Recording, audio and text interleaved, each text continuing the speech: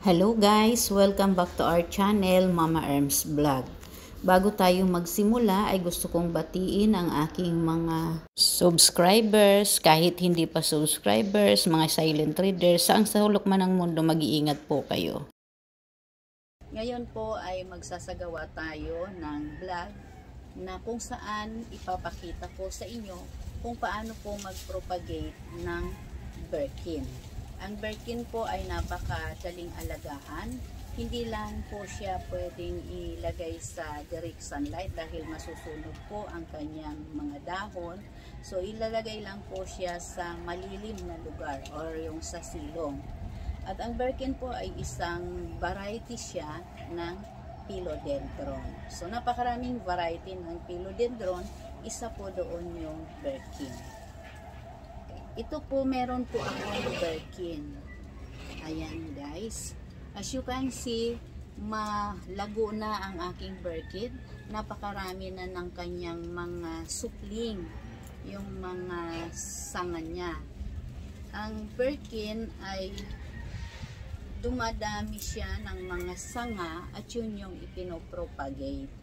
Ayan. Ito lang ay medyo marami na siyang sanga, ayan o, so marami na siyang supling, kaya kailangang i-propagate na natin dahil lumiit na rin pati yung dahon niya. Ito yung dahon nito guys ay lumalaki siya, lumalapad. Kaya lang ito, maliit siya, hindi siya lumalaki kasi ang dami na nila, so napipigilan na niya yung paglaki. At pati yung lupa niya ay wala nang masyadong nutrients dahil marami na silang sumisipsip ng nutrients ng lupa. Kaya yung time na rin talaga para i-propagate natin. Okay.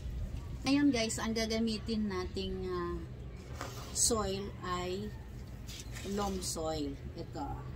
Ito yung pinaghalong garden soil, compost, carbonized rice hull, and rice hull. Ito ay ginamit na natin dati sa mga ibang plants at nilagyan na lang natin ng rice hull dahil meron tayong stock ng rice hull or yung ipa ng palay. Ayan. Ayan guys. So, ito yung gagamitin nating pots. Recycled na rin pong pots natin. Yan. Lalagyan lang natin ng lupa. Yan. Masyadong mataas yung lagayan ng soil kaya ibinaba ko para makita ninyo yung ating soil, yung ating pots. Ito guys, puputulin natin. Kailangan yung meron na siyang ugat. Ayan, puputulin natin.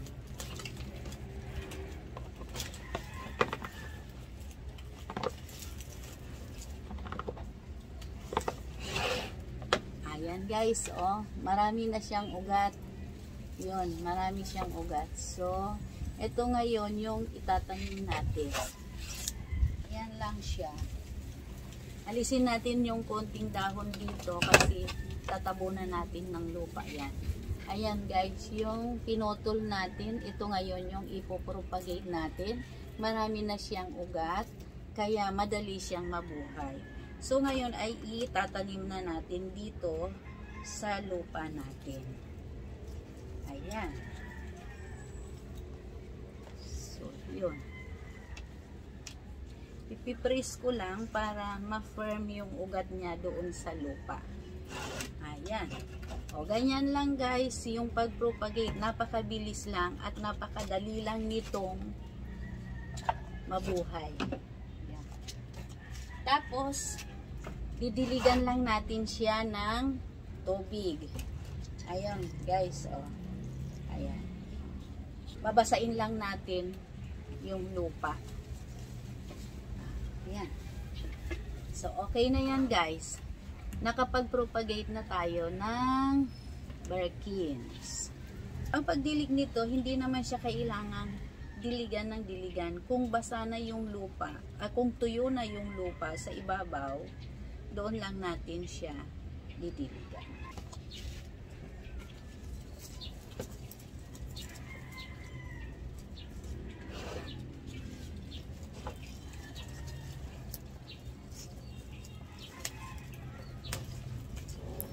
Uulitin lang natin yung procedure nung una.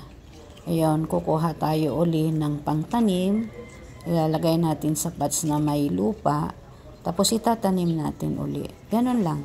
Ganun lang yung procedure ng pagtatanim. Napakabilis lang, guys.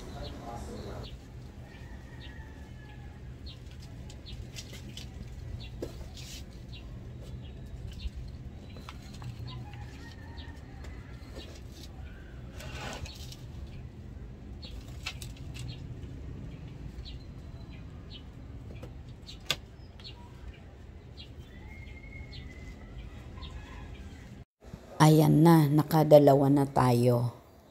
Gagawin pa natin yung iba. Ito na guys yung tinanim natin. Nakapag-propagate tayo ng 4 na pots.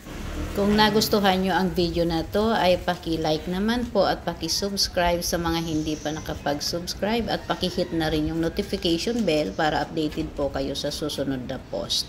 Thank you for watching. Bye! I heart you. God bless us all.